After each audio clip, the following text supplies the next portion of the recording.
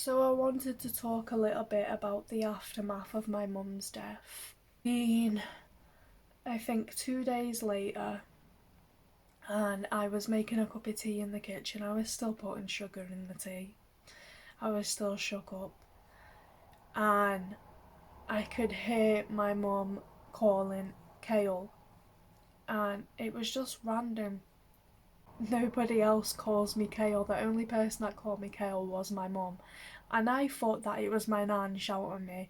But my nan always has called me Kales, and when I went up to check to see if it was my nan, she was asleep, and I woke her up to ask her if she'd shouted me, and it wasn't her.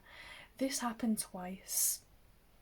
I always dream of my mum, and the dreams were always that she would be there, and I'd be calling out to her, and then she would just walk away.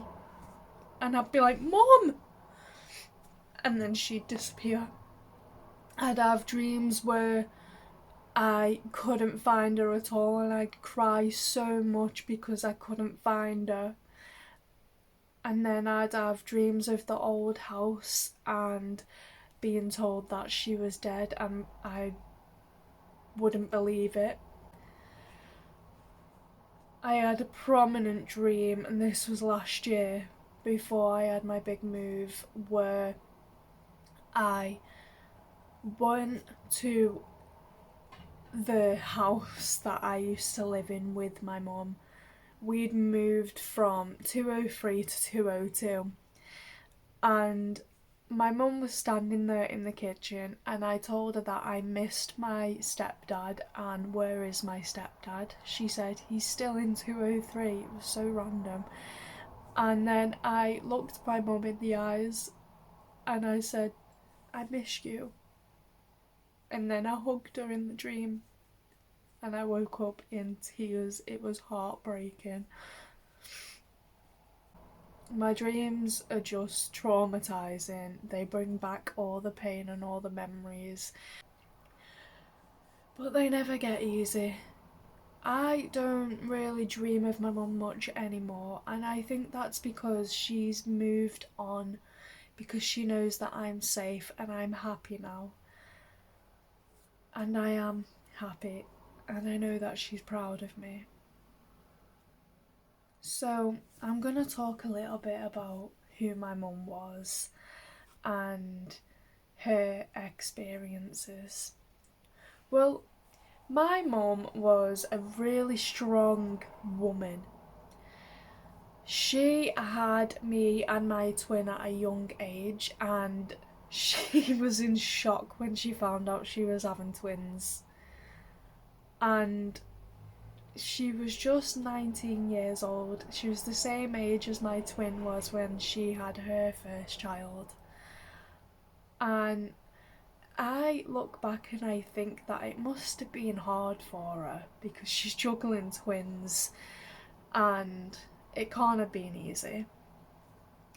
So when we was 2 to 3 years old, my mum was walking through a park, and there was these people. They were throwing racist remarks at her because she had white kids. And she turned around and she asked them, please, can you not say those words in front of my babies? And this resulted in this gang attacking my mum until she was in a coma.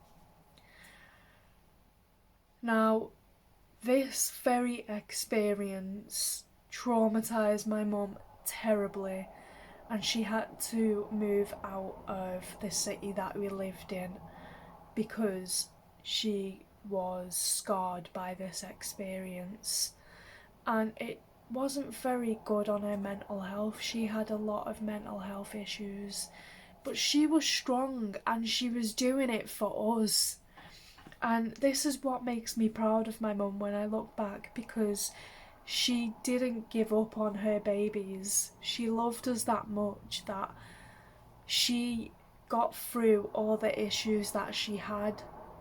She was diagnosed with bipolar.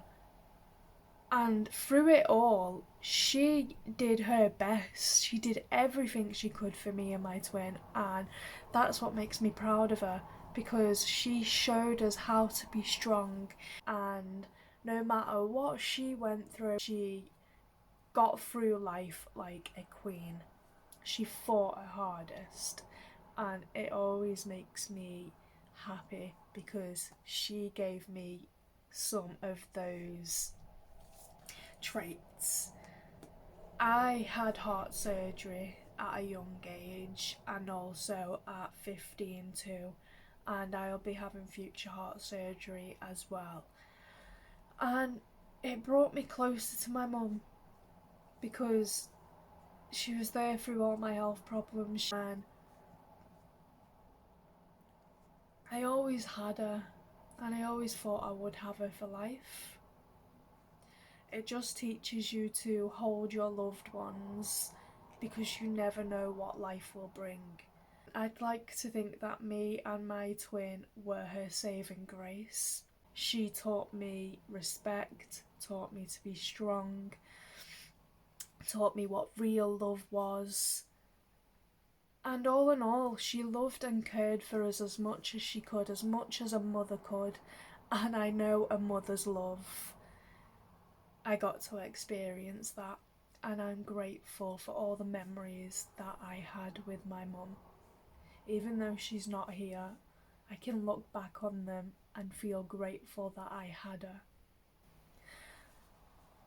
It is hard lately. It's her anniversary on the 9th of September, or judging when I post this video, it'll either be the day of her anniversary or before or after. And every year is the hardest. It's 8 years this year. I have so many good memories of my mum. She used to get the pool out in the back garden for us every year, and she'd call me a little water baby because I loved the water so much. I remember I was being bullied in school, and I told her, and she would just rage through the school. She would just walk like she was the queen, and she was like, my daughter is being bullied, you better sort this out. And yeah, she would have anything she wanted, my mum. She was the best mum in the world. And I remember it always makes me laugh because every time we went on holiday with my mum, something always had to happen to her. She always had a little accident. And I can remember when she took us to Mallorca, I think it was, or it might have been after that. It was, I can't remember where it was. It might have been Tenerife, and she was climbing the rocks and she fell and broke a leg and couldn't go on the submarine with us. She was always very, not dramatic in a sense, but eventful. It was always eventful with my mum. She lit up the whole room. She made us laugh. She was funny. I remember there was a soap that she loved called Hollyoaks, and she'd call it Hollyoaks. And we used to say to her, Mum, it's not Hollyoaks, it's Hollyoaks. She would type phone as P-O-N-E, and we'd be like, Mum, it's phone, not pone. And we used to just laugh because she just come out with the maddest stuff. She had her own personality that I see in myself sometimes. Everyone always says to me, you've got your mother's brain, and because she's gone now, I always say, I'm proud of that. And I just remember we used to call it her rounds. So we'd come home from school and she would go on her rounds. She'd leave us with our stepdad and she'd go on her rounds to all our mates because her mates were scattered around our street. So she would literally make it her way to go to one friend's house, check on them, have a little chit chat with them, then do the same to the next friend, do the same to the next friend, then do the same to the next friend, and then come home. She was just this happy person, and I love talking about my mum to this day because the good memories just make me laugh sometimes. And of course we had our ups and our downs. I don't know how she put up with me as a teenager because I was just like I was terrible. Sometimes, of course, I still loved my mum, but I would just be crazy. And I remember I would get grounded and I would bang the door down and I'd just, yeah, I don't know how she coped, but she was the best mum in the world, and I am grateful for the way that she coped with me and my twin and made us who we are today. There's just so many things that I could talk about with my mum, but those are the memories that I remember. Lately, it's getting hard because she used to put on, she was Scouse, and she used to put on this fake Manchester accent because we grew up in Manchester, and it was just funny. I used to say to her, "Mom, stop talking like that." Like, I used to remember thinking that it was embarrassing, but right when I look back on it now, it isn't so much embarrassment. It's actually like a warm memory, like, because it just reminded me of who she was and how fun she was, and I miss that accent to this day. It's been 8 years and I feel like I'm forgetting her voice. So I just wanted to talk about her in this video. So my mum's favourite perfume was Vanderbilt or Vandergilt. I can't remember. And I want to purchase that. I've not purchased it yet because I want to smell what she smelled like. So when I do purchase that in the future, I'll make a video about that. I might do it on a shorts. I love the perfume Nina Ricci. It's what my mum used to get me every year, and my partner got it me for my birthday this year, and it made me a little bit emotional because it reminded me of my mum a lot. Lately, there are things that do remind me of her, like stuff like that, and I feel like I can smell her sometimes, as weird as that sounds. And I also have this little robin that follows me everywhere. And the dreams that I have of her, they're really the only things that I get that remind me of her. I don't really have anything else. And I do see her in myself sometimes, and that makes me happy. I regret the last time that I was meant to visit her, I didn't go. I didn't want to travel. And I realised that that was a little bit selfish of me, but at the time I was happy where I was living and I hated travelling over to that city where my mum lived. And I wish that I pushed myself to do it, to go, because it resulted in me not getting to spend that last time with my mum before she went. And of course, if I'd knew she was going to pass away, I would have spent all the time that I could with her and made sure she knew that I loved her. And of course, I can't beat myself up for that because that is not anyone's fault. I wasn't to know that she was going to pass away. If you regret anything, just know that it is not your fault. You weren't to know they were going to pass away, and if you knew, you know that you would have spent all the time that you could with that person. You are strong. So where am I 8 years later? So 8 years later, it does get harder every year because I'm starting to forget my mum's voice.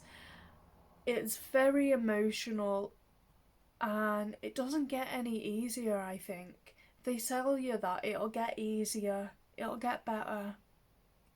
But don't believe that because it doesn't. It's always there. And I want to be truthful with you. It is always there and it's not going to go away, but you just learn to live with it. But it makes it easier to know that she is everywhere. I know that there's people out there who are going through the same thing and who have lost a parent, whether it be past, present, future, and I just think that this video will help. I wanted to raise awareness of the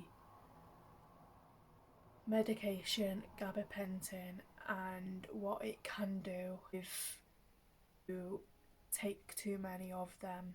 I hope that my story has helped.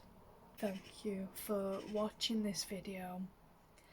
See you guys soon.